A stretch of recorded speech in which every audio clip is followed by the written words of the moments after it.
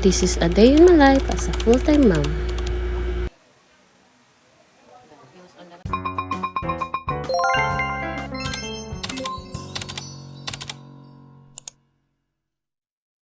Hi guys, so 5 AM pa lang to gising ng aking bebe.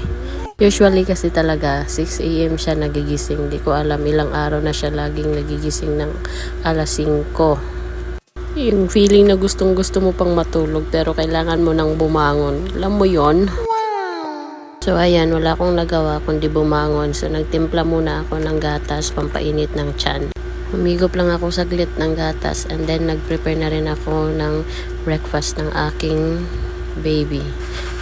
So, yung breakfast niya ngayon is rolled oats na may apple and banana. So ayan, nahiwat, nabalatan ko na yung apple. So ngayon naman ay magpakulo tayo ng water. So add natin distilled water at ilagay natin yung oats. So haluin, lutuin siya ng 5 minutes hanggang sa ganito na yung texture na. Yan. Make sure lang na wag niyong iiwan kasi baka masunog. And then mag-add na rin tayo ng distilled water and lutuin natin yung apple. Pakuluan na din. Same process ng oats. Pakuluan hanggang sa lumambot. Kapag na ganito na yung kulay ng apple, okay na po yan.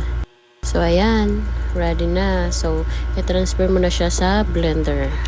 So, palamigin mo muna ng saglit and i-transfer mo na sa blender at ready to blend na.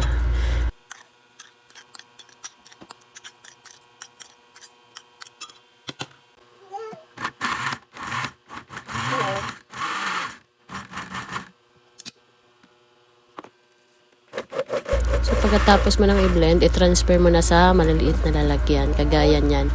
So yung lalagyan na, bili ko lang po yan sa Novo for 30 pesos. Novo, beke naman. So ayan na, pag nalagay nyo na lahat, palamigin nyo lang siya. And ilagay nyo sa ref, 2 to 3 days, pwede siyang i-serve kay baby. So nang natapos ko na at na-prepare ko na lahat ng pagkain ni baby. So, yan. So 8:30 na pala ng umaga. So oras naman para pakainin ko si baby. So ayan, prepare ko lang yung mga gamit niya sa pagkain para hindi ako kuha ng kuha mamaya. So ayan na pala yung na-prepare ko kanina na banana, rolled oats and apple. So ayan, nag-start na akong magpakain. Yung baby ko naman yung sinusubukan ko dito, pero bakit mas malaki pa yung nganga ko kaysa sa kanya.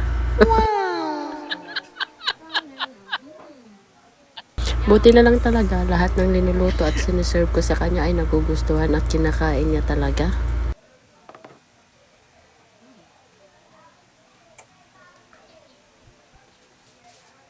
Yun lamang po. Salamat. Please follow my page, like and subscribe. Salamat po.